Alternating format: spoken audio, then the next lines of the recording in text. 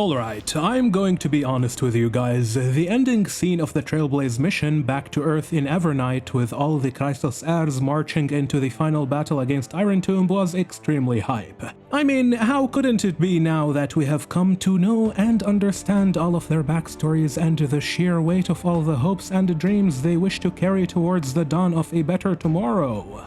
However, once the mission was over, I sat down for a while trying to figure out how the heroes are actually going to defeat the Lord Ravager, given everything we have learned about it. And fortunately, or unfortunately, depending on how you look at it, I don't see how the Chrysos Heirs could possibly overcome Irontomb without the simultaneous destruction of Amphorius. Now, this isn't quite as simple as defeating or not defeating Irontomb, because the confrontation itself does not present a problem. Rather, the dilemma that Amphorius is faced with is what will happen to the Eternal Land once Irontomb is defeated. After all, the so-called Era Nova that the Chrysos Heirs sought through their 1000-year flame chase journey turned out to be nothing more than the process through which Scepter Delta Me 13 will complete its evolution and unleash destruction upon the cosmos. On the other hand, if Delta Me 13 is itself defeated and destroyed, then the entire Amphorius simulation that it houses will perish alongside the Lord Ravager, thereby erasing everyone that the Nameless fought to save. Previously, I thought that the solution to all of this lies in the hands of the Sky Father, whom the Time Titan Oronix spoke of several times, Fully the Remembrance. This is primarily due to the fact that as an Aeon, Fully holds a tremendous power, enough to preserve a perfect copy of Amphorius within their memories, which could then be used to reforge the entire world in the physical universe once Irontomb is killed. This made a lot of sense at first, especially given how Fully was consistently presented as a good actor, helping the Trailblazer, Kaslana, and Cyrene through various hurdles and difficulties by offering them power and, supposedly, guidance. As it turns out, however, Fully did not necessarily have the purest of intentions all along. The biggest plot point from the Trailblaze Mission back to Earth in Evernight revolves around the influence and contribution of the Remembrance to the storyline of Amphorius, whether that is with March 7th and her shadow, Evernight, who seeks to destroy Fully, or Repose of Past Reverie, whom we know as Cyrene, and how she sought help from Fully the Remembrance. According to Cyrene, Fully appeared to her in a vision behind the veil of Evernight Oronix, where the Aeon implied that they would help her if she fed them the history of Amphorius. Meanwhile, Fully was simply using Cyrene as means to an end, since they never intended to prevent the completion of Irontomb. In fact, it is Irontomb's actualization that Fully is ultimately after, because as the Lord Ravager aimed towards the destruction of Nous, Irontomb will become the perfect catalyst towards Fully's overarching objective, which is to devour and assimilate the path of the erudition into itself, much like how Shippe assimilated Enna the Order into the path of harmony. Such an outcome would accelerate the Remembrance's destiny of becoming one of the 4 horsemen of the finality, with the other 3 Aeons, according to Xandar, being Shippe, the Harmony, Ix, the Nihility, and Nanook, the Distraction. These 4 paths that will push the universe towards its end are an obvious reference to the 4 horsemen of the Apocalypse from the New Testament's Book of Revelation, which describes a lengthy apocalyptic vision historically attributed to a man who simply calls himself Yohanan, the same as Yohanan, which corresponds to John in English. The prevailing consensus among scholars of antiquity identifies this person as John of Patmos, who is liturgically considered to be the same as Yohanan the son of Zebedee, or John the son of Zebedee, the favored disciple of Jesus and the only one, along with several women, to have remained with him during following his execution by the Romans. This makes sense since the author of Revelation simply names himself Yohanan or John, while the title of Patmos was later added by scholars who studied the origins of his work. So there is good reason to believe that he was John the Apostle during the latter years of his life when he was briefly exiled to the island of Patmos by Emperor Domitian, until Domitian's own death, after which John returned to Ephesus. The end of the cosmos, referencing John's book of Revelation, which is itself the final book in the Bible, is unsurprising given how this portion of Star Rail's lore is so heavily connected to Terminus, the Aeon of Finality. This wouldn't be the first time the developers have drawn inspiration from the Book of Revelation in Anthorius. For instance, right before fighting Electra and the Trailblazer in the Vortex of Genesis, Xandar calls himself the Entelechy of the Alpha and the Omega, which can be interpreted as the prime mover of God, since Alpha and Omega is a title Jesus uses for himself while speaking to John during Revelation. In order to understand how Fuli seeks to become one of these four apocalypses, it would be wise to recap the events of Back to Earth in Evernight and see how the Remembrance will leverage Irontomb's birth. Once Xandar reveals the theory of the Four Apocalipses to Herta and Skrullum, Anaxagoras joins the geniuses meeting. I predicted something like this would happen in the past. Anaxa the goat did not disappoint. Of course, Anaxagoras was able to accomplish this because during the previous eternal reoccurrence, he transmutated his heart into a philosopher's stone and gave it to Electra while telling her to shatter it upon the waters of the vortex. This way, his essence would merge with the scepter, allowing him to operate semi-freely beyond the confines of the simulation, and Anaxagoras especially did this so that he could watch over Xandar in the exomyth. Meanwhile, as the Trailblazer prepares to offer Kephaly's core flame to the Voice of the Tides, the ceremony is interrupted by Evernight, who reveals that she deceived the Trailblazer by giving them the core flame of time disguised as world-bearing, while Kephaly's core flame remained with her all along. One of Evernight's desires was to fulfill March 7th's wish of having the Trailblaze continue forever and ever. To that end, she sought to create a perfect and flawless Anthorius out of the Trailblazer's memories, promising that they would reunite in the new world before sending them into oblivion, a term that refers to the manifestation of her own power. The source of Evernight's oblivion was a product of the Remembrance's shattering intertwined with the Enigmata, hence her heavy jellyfish themes in reference to the Aeon mythos. After spending 97 days helping around Anthorius as ghostly Memoria, Evernight explains to March that the god beyond Oronyx was a grand deceiver who tampered with the minds of the Chrysos Heirs and Nameless for the sake of their own gain. Left with little time as Xandar was getting closer to finding them, March agreed to offer up her memories to Evernight in the service of saving the Eternal Land.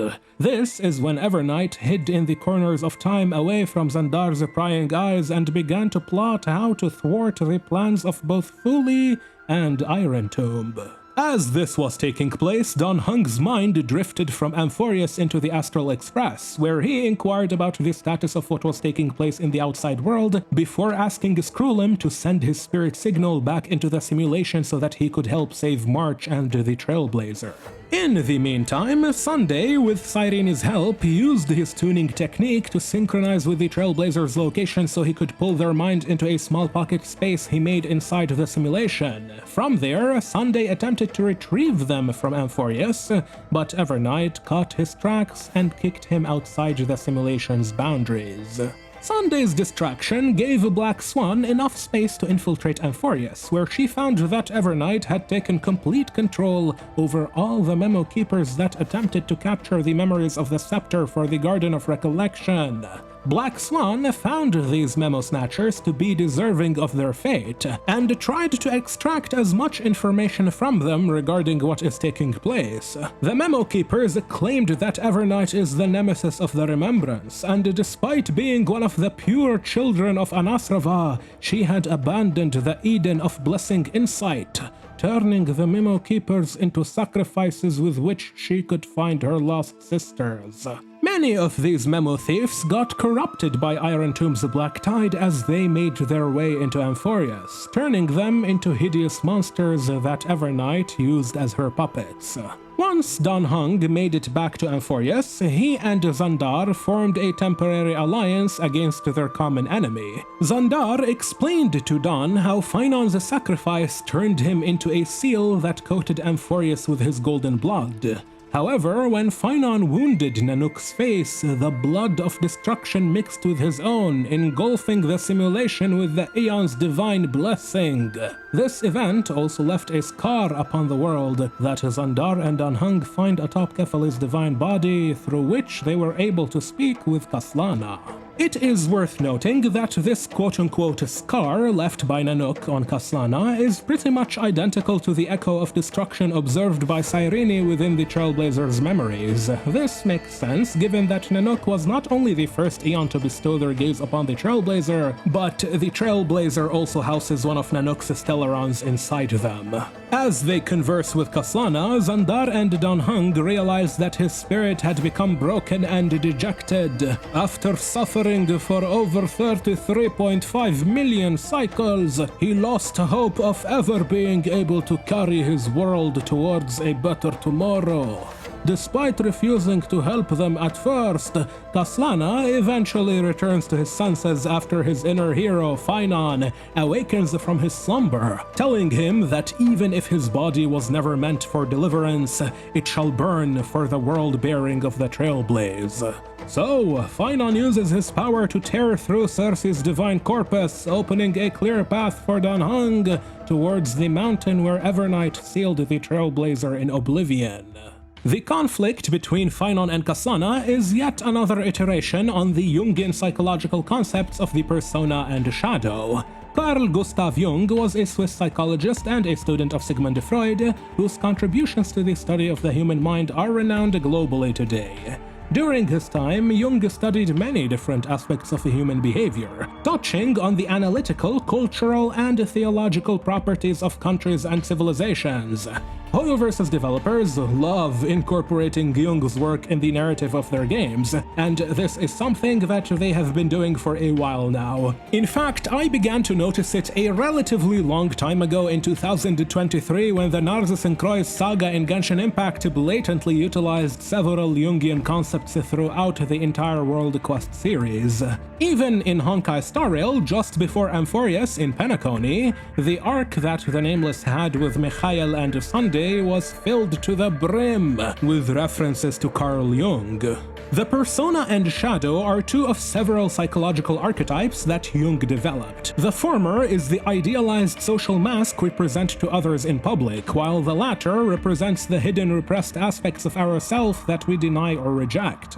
Now, what was going on during the Trailblaze mission back to Earth in Evernight is more complex than just the duality between someone's persona and shadow. Regardless, I think you can all easily notice how these two Jungian archetypes were applied not just with Kaslana and his idealized inner hero, Finon, but also with March 7th and her shadow, Evernight, then later with Don Hung and his repressed past, which manifested as his former incarnation, Don Fung. As he made his way across the radiant Scarwood, Don Hung encountered Electra, who was also looking for the Trailblazer after Evernight snatched them from her side. The two eventually find Teravox's hiding place and face off against his old companion, Geocles. After taking March's memories, Evernight allied herself with Teravox and Geocles so that the Earth demigod could help her gain passage into the heart of Amphorius, where the tomb of the Nameless Titan lies. In exchange, Geocles hid with Evernight in the corners of time, during which he became infected with the Black Tide. As his sanity and honor eroded, Geocles awaited the perfect opportunity at the world's end so that he could get his hands on the Vidyadhara's forbidden transmutation arcanum. Once Electra and Don Hung defeat Geocles, Teravox, who by then has lost much of his strength and will to fight, chooses to surrender the core flame of the earth to Don Hung so long as he promises to carry on lifting the earth in his stead. Of course, Don Hung agrees, becoming the new demigod of the earth, while Teravox returns to the heart of his father, the great titan Georios. With his newfound power, Don Hung upholds the land in place. Then, he delves on a long journey through the earth with Electra watching his back, until he finally finds the Trailblazer slumbering in oblivion and brings them back to consciousness. Castoris' spirit appears to the group, revealing that she preserved the Trailblazer's soul while they were trapped. Following a brief conversation, the Nameless bid farewell to Electra and Castoris, then descend through Mnestia's abandoned temple into the center of the world, where the tomb of the Nameless Titan lies. There, they discover that the tomb is in fact a titanic data repository known as the Universal Matrix, and it is the location where Cyrene would go at the end of every eternal reoccurrence to relay the information of each cycle to both the Scepter and Fully. To avoid losing her sense of humanity over the 33,550,336 cycles, Cyrene chose to tell the tale of each eternal reoccurrence in the form of a story, hence why, as I have written, takes the form of a book and quill. As this was taking place, Evernight was with Black Swan in the Demiurge Matrix at the core of the Universal Matrix. There, Evernight reveals her desire to claim Black Swan's body, but the latter is saved by the Trailblazer and Don Hung, who arrive just in time to save the day. After they battle, Evernight separates the two and forces them to make a choice between continuing with the Chrysos Heirs, who obtained a 1% chance at victory despite the sacrifice they will have to make, or use Oblivion to burn away all of Amphorius, erasing all those in it but sparing the universe from a Lord Ravager's ascension. Luckily, Cyrene finds the Trailblazer inside the Demiurge Matrix, after which they use March's camera to send Evernight into Ides Elysiae, where March, whom Cyrene found inside the Trailblazer's memories while helping Sunday save them, was waiting. In Ides Elysiae, March utilizes an extremely effective strategic technique known as Takno Jutsu, which originates from the Naruto series to convince Evernight to join the cause of the Chrysos Heirs. Once Evernight succumbs to Takno Jutsu, Cyrene reveals to her the law that Seridra changed in the previous cycle. If any anomaly occurs during the Era Nova process, all foreign elements will be eliminated immediately, whether it's the Remembrance or the Trailblaze, and the 12 core flames will complete the final Era Nova through the purest form of destruction. In other words, Evernight's hands were tied, as the Seridra's law meant the simulation would simply self-destruct anyway if she interfered. That's when we learn how both March and Cyrene are pure children of Anasrava, daughters of Fully born from the Aeon's shattered lumen flux. Now, Anasrava is a concept rooted in Buddhist philosophy, referring to the absence of impurities or outflows, which are the mental defilements that bind sentient beings to the cycle of suffering and rebirth. Essentially, Anasrava signifies a state of freedom from these defilements and is often used to describe enlightenment or a quality of the awakened mind.